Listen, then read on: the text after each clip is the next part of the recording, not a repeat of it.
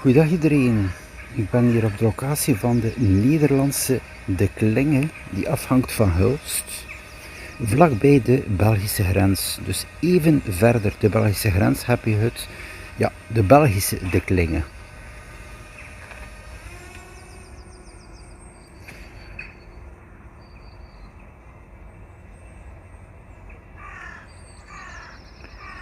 Ik lag hier een mooi beeld.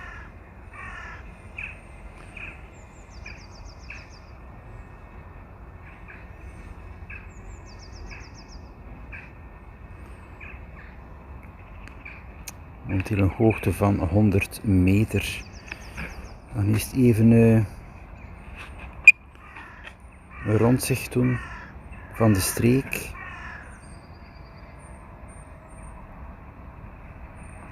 Natuurlijk de Zeeuws-Vlaanderen hier, dus natuurlijk een veel natuurgebied.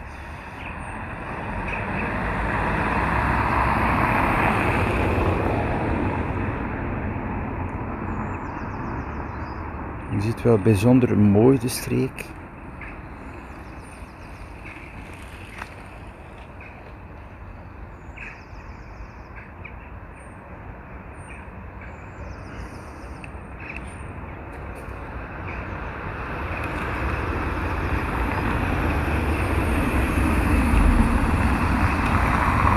Voilà, ik ga even gaan van de richting hier van België, dat is wel interessant. Het grensgebied.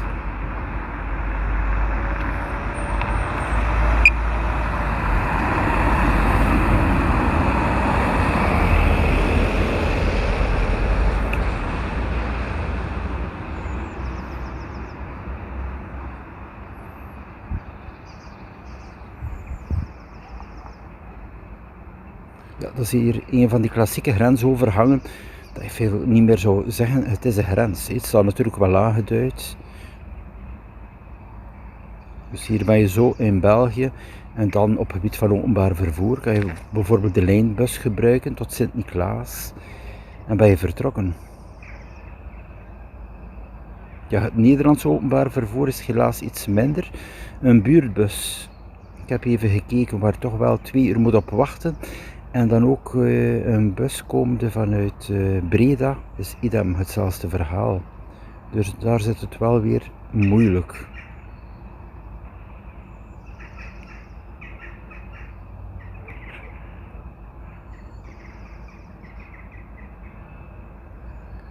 Een mooi beeld hier tussen het Belgische De Klinge en het Nederlandse De Klinge.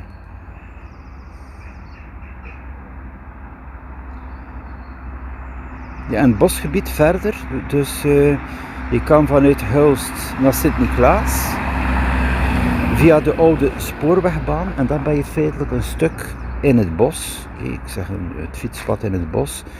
En ga je dus 15 kilometer tot Sint-Niklaas zonder dat je feitelijk hinder hebt van wegen.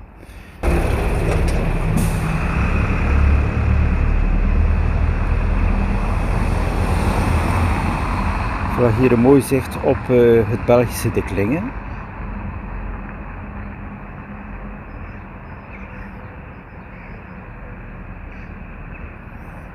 Het sluit gewoon aan. Hè. Ik zeg, je neemt gewoon de baan rechtdoor en je bent in Nederland of in België.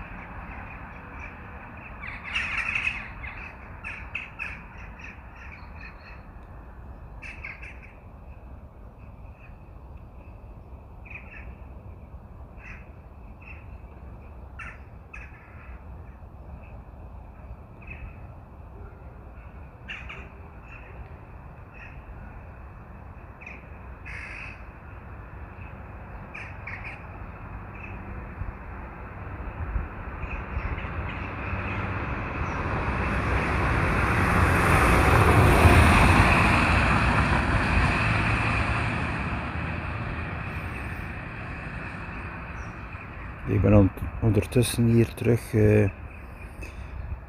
in Nederland. En dus ja, ik zeg altijd de route rechtdoor.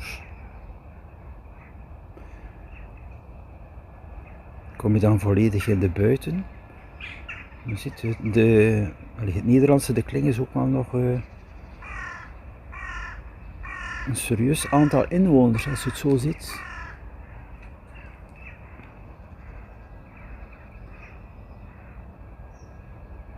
Ik ken het niet van buiten, maar ik vermoed toch ook wel een 3000-tal inwoners hier.